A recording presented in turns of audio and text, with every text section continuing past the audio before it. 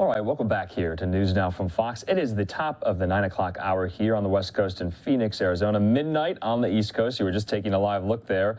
Not here in the United States, but in Geneva, Switzerland. And we'll have live coverage of President Biden's summit with the Russian President Vladimir Putin. But we want to stay and cover some of these more domestic-focused stories. At the moment, I'm going to be joined right now by my friend and colleague, Daytona Everett. Daytona, you have an update for us on everything going on the southern border.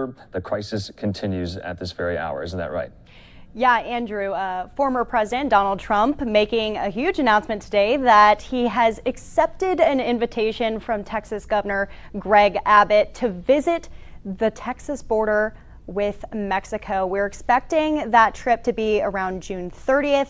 Abbott has vowed to complete the border wall between Texas and Mexico after the Biden administration, of course, stopped construction. You can see pictures and videos of the border right there. But he's now suggesting that he may need public help funding that project. You'll remember just last week, Governor Abbott hosted a border security summit in Del Rio. During the summit, the governor announced that people who enter Texas illegally will be subject to arrest and confinement for trespassing. This order builds upon the governor's disaster declaration that enforces all federal and state criminal laws for criminal trespassing, illegal entry, smuggling, and human trafficking. We're going to bring in just a small soundbite from that summit that happened just last week. Let's listen.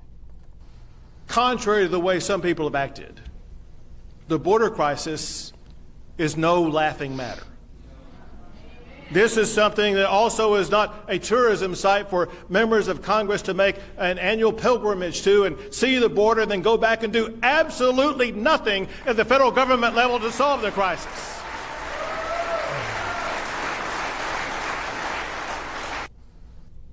So Governor Abbott also announcing the governor's task force on border and homeland security. That task force is going to analyze and advise on strategies to stem the flow of immigrants and illegal contraband into Texas. Well, as this border crisis continues, this is really putting a lot of stress on local law enforcement. Fox's Bill Melugin has been on the border in Del Rio, capturing a lot of these pictures and videos of migrants who are trying to get into the United States. And like we said, it's really putting a lot of pressure on local law enforcement. Here's his story from the border just yesterday. They've become the norm rather than the exception here in Texas. High-speed pursuits of human smugglers. State troopers tell us there have been more than 370 just since March.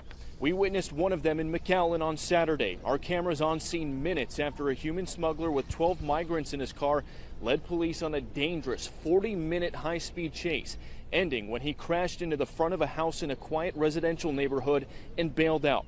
The smuggler and the migrants were all apprehended and taken into Border Patrol custody. Typically, it's been about 1 or 2 a day. During a ride along with state troopers, Lieutenant Chris Olivares told us dangerous smuggler pursuits are becoming a daily occurrence here in the Rio Grande Valley. Sadly, we've had incidents where there has been fatality crashes because of these smugglers, the way they drive. And unfortunately, we might start seeing that a lot more because of these increase of pursuits. And in La Jolla today, our Fox drone over Border Patrol agents as they chased down another group of runners who crossed illegally and tried to evade capture, something that happens like clockwork every morning here. They were eventually apprehended by agents, but the flow of migrants is not slowing down, with former DHS Secretary Chad Wolf telling Fox News Kamala Harris needs to wake up. She continues to not focus on the crisis that is in front of her, instead starts talking about root causes of migration, which are years and decades away, on trying to solve that problem. They have a crisis on the border. They need to solve that today.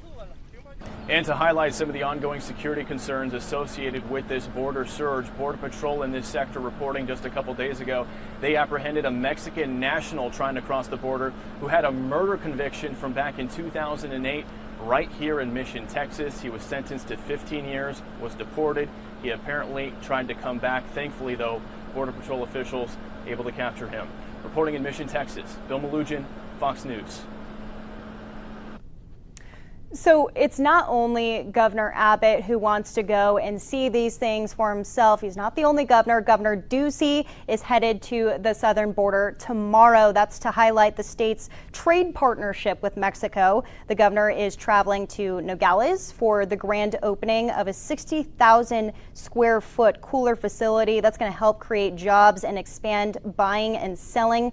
Ducey will also take part in a roundtable discussion on the economy. Last year, trade between Arizona and Mexico reached $16 billion. But like you heard from Bill Malugin's reporting, Vice President Kamala Harris, there's a lot of questions on when she's going to, of course, visit the border. She went to Mexico, didn't go to the border. The primary focus of that visit was on the root causes of migration. So a lot of calls for the vice president, but we're seeing a little more action from the Biden administration. Ken Salazar announced as the Biden administration's ambassador to Mexico. So that is the latest when it comes to efforting some sort of relationship with Mexico here, and this all coming after, like I said, the vice president's visit to Mexico as well as Guatemala with this surge that's coming to our southern borders here, Andrew.